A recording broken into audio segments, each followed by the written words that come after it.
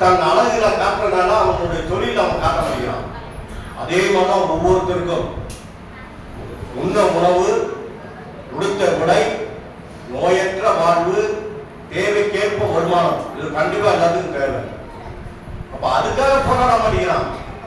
அவங்க நல்ல ட்ரெஸ் போட்டுட்டா அதே மாதிரி நாம ட்ரெஸ் போட்டுக்கிறான். அவன் ஒரு வண்டி வாங்கினா நாம ஒரு வண்டி வாங்குங்கிறான். அவன் நல்லா படிச்சு நல்லா உத்தியோகத்தில் இருக்கான், அதை நினைக்க மாட்டான். அப்போ நல்லா படிச்சு வரக்கூடிய ஒரு அமைப்பு நாம இப்பயே இந்த பிள்ளைகளுக்கு சொல்லிக் கொடுங்க. பிள்ளைகளுக்கு உண்மையை சொல்லிக் கொடுங்க. இந்த கண்ணாமூச்சி விளையாட்டுலாம் விளையாடாதீங்க. இன்னைக்கு நாம விளையாடுறதா நாளைக்கு அந்த பிள்ளைங்க நம்மள கண்ணாமூச்சி காட்டும். நல்லா வச்சுங்க. திருடம் போலீஸ் விளையாட்டு விளையாடாதீங்க. நல்லதே எடுத்து சொல்லுங்க.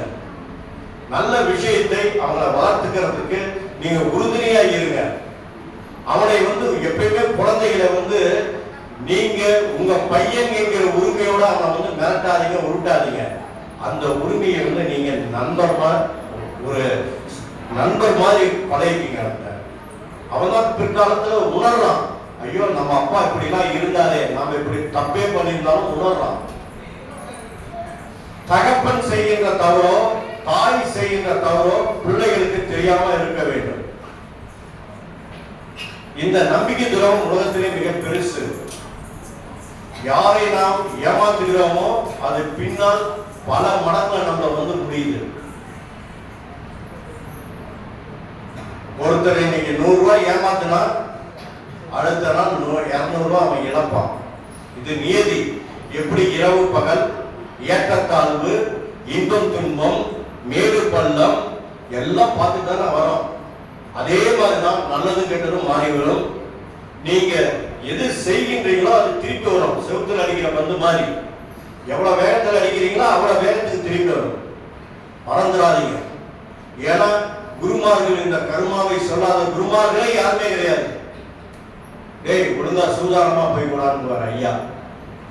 ஐயாட்ட ஒருத்தர் கேட்கலாம், எனக்கு மந்திரத்தை சொல்லிக் கொடு, நானும் உன்ன மாதிரி மாறணும் அப்படிங்கிறான். மனசுக்குள்ளே கேட்டுட்டு வரான். அவருக்கு கூட்டிகிட்டே ஒரு 20-30 கிலோமீட்டர் கூட்டு போறார். கூட்டு போயிட்டு ஒரு இடத்துல உட்கார வைக்கிறார். நான் மந்திரத்தை சொல்லுவேன்னா நீ கடைபிடிக்க மாட்டேடா அப்படிங்கிறார். ஐயோ நீங்க சொல்லி நான் கடைபிடிக்க மாட்டேனா? நிச்சயமா நான் கடைபிடிப்பேன், நீங்க சொல்லுங்க அப்படின்னு காதை காட்டுறாங்க. காதை காட்டி உண்மையா இரு, இதுதான் மந்திரம். அரசாமி அதெல்லாம் என்னால உண்மையா இருக்க முடியாது, நானே என் மனைவிட்ட போய் சொல்லிட்டு அவங்க இதையும் தேடி வந்திருக்கேன், நான் எப்படி உண்மையா இருக்கிறேன் அப்படிங்கிற. அப்படின்னா நீ மந்திரம் கத்துக்க முடியாது. அப்ப அவங்க எவ்வளவு பெரிய சத்திய தர்மம்ங்கிறது மிக பெருசு. அதெல்லாம் ரத்தம் சொல்லிட்டு போனார். சத்திய தர்மம் அவருடைய சபையே சத்திய ஞான சபை தான். அப்போ இந்த சத்தியத்துக்கு உங்க உழைப்பு கூட கொடுங்க. உங்க சந்ததிகளே நல்லா வளரும். இன்னைக்கு நீங்க இதுக்கு முன்னாடி நடந்ததெல்லாம் மறந்துடுங்க. Boss is boss. நடந்த சம்பவம் உங்களுக்கு நல்லதாகவும் இருக்கலாம், கெட்டதாகவும் இருக்கலாம். அதை மறந்து விடுங்கள். வருங்காலம் என்ன நினைச்சு பிளான் பண்ணாதீங்க. நாளைக்கு இப்படி இருக்குமோ பிளான் பண்ணாதீங்க. ஆனா இன்னைக்கு செய்யறத ஒழுங்கா செய்யுங்க. உங்களுக்கு கடமைகள் ஒண்ணு இருக்கு. கல்யாணம் பண்ணிட்டா பிள்ளைகளை பார்த்தாகணும், மனைவியை பார்த்தாகணும், அவங்களுக்கு செய்ய வேண்டியதை செய்தாகணும். அப்போ சில நேரத்துல பணத்தை சில பேருக்கு கொடுத்து ஏமாந்தவங்க நிறைய பேர் இருக்காங்க. வாங்கணுமே கட்ட முடியாம நிறைய பேர் இருக்கான். அப்ப இதெல்லாம் எதனால ஏற்படுதுன்னு பார்க்கணும். அதுதான் கர்மாங்கிற. அப்ப அந்த கர்மாவை போக்கக்கூடிய மிகப்பெரிய சக்தியா வந்தவர் தான் நம் சத்குருநாதர். கணக்கம்பட்டி சத்குருநாதர் மாதிரி இதுவரை யாருமே வந்ததில்லை. இது சத்தியம். இது அவர் சொன்ன வார்த்தை.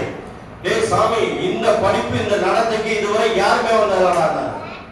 எத்தனை மகான்கள், எத்தனை முனிவர்கள், எத்தனை யோகிகள் வந்திருந்தாலும் சரி, அவர் சொன்ன வார்த்தை தான். இந்த படிப்பு நடத்தைக்கு இதுவரை யாருமே வந்ததில்லை. இன்னைக்கு வந்த ஒரு 10 ஆண்டுகள்ல இவ்வளவு பெரிய அமைப்பு உருவானது காரணமே அவர் செய்த அவ்வளவு பாக்கியங்கள் எல்லாத்துக்கும் பண்ணியிருக்காரு. போனோம் அவரை நம்பி இருக்கிறவங்க கண்டிப்பாக மோசம் போவதில்லை. இதை மட்டும் வச்சுங்க. அவர் சொன்ன பாதையை மட்டும் கெட்டியா பிடிச்சுங்க. அவர் அது ரொம்ப பிடிக்கும். நீங்க மட்டும் எவ்வளவுதான் கஷ்டமா இருந்தாலும் நான் உண்மையா இருக்கேன் ஐயா, நான் உண்மையா இருக்கிறதுனால எனக்கு இவ்வளவு உண்மையா இருந்தா சோதனைகள் அதிகம். எப்படின்னா இதுக்கு முன்னாடி நாம எப்படியும் வாழ்ந்தலாம்னு இருந்திருப்போம். நம்மள அறியாம சில தவறுகள் செய்திருப்போம். இன்னைக்கு உண்மையா இருக்கும்போது அந்த செய்த பாவம்லாம் இருப்பாங்க, உங்களை உண்மையை செய்யக்கூடாது, வேணும்னே கொண்டு போய் சிக்கல்ல விடும். அதுக்கு நீங்க தான் காரணம். அப்ப அதெல்லாம் மீறி நீங்க உண்மையா இருந்துட்டீங்கன்னா நீங்க ஐயா தேடி கோயில் வர வேண்டியது, ஜீவசமாதி போக வேண்டியது. அவரை நினைச்சா உங்க வீட்டுல ஒருத்தரா இருப்பார். இந்த சத்தியத்துக்கு அவ்வளவு பவர் இருக்கு. அதனால சத்தியமா இருங்க, யாரையும் ஏமாத்தாதீங்க, யார் பொருளுக்காக ஆசைப்படாதீங்க. உங்களுக்கு எது வந்ததோ, உங்களை நாடி எது வந்ததோ அதை வச்சு வாழ கட்டுங்க. ஒரு 10,000 ரூபாய் வருமானம் இருந்தா ஒரு குடும்பம் ஓடும். 50,000 ரூபாய் வந்தாலும் 10,000 ரூபாய் நிறைய பேர் இருக்கான். ஏன் இருக்கான்? அவனுக்கு பெரிய பங்களா இருக்கும், வீட்டுக்கு வேலைக்காரி இருப்பான், ஒரு வண்டிக்கு 2 வண்டி இருக்கும், பெட்ரோல் அடிக்கணும். அந்த காலத்துல சாதாரணமா ஒரு 20 ரூபாய் சம்பாதிச்சவங்க பையனை எம்பிபிஎஸ் படிக்க வச்சிருக்கான். இன்னைக்கு 1 லட்சம் ரூபாய் சம்பாதிக்க கூட முடியல. காரணம் அவனுடைய இதை மாத்திட்டான், அவனுடைய கல்ச்சரையே மாத்திட்டான். அன்னைக்கு ஒரு வேலை சோறு இல்லைன்னா நாம சாதாரணமா உப்புமா செஞ்சு கிண்டி சாப்பிடுவோம். ஆனா இன்னைக்கு வாங்க நம்ம ஹோட்டல் போய் சாப்பிடலாம், இல்ல ஹோட்டல்ல வாங்கிட்டு வரலாம், அது மட்டும் 500 ரூபாய்க்கு மேல வாங்கிட்டு வரலாம். அன்னைக்கு 10 ரூபாய் இருந்தா வேலை முடிஞ்சது, இன்னைக்கு 500 ரூபாய் தேவைப்படுது. அப்போ நம்மளுடைய இதை நாம தானே மாத்திக்கிட்டோம், எல்லாமே மாறி. இதுக்காக அதெல்லாம் வேண்டாம் நான் சொல்லல.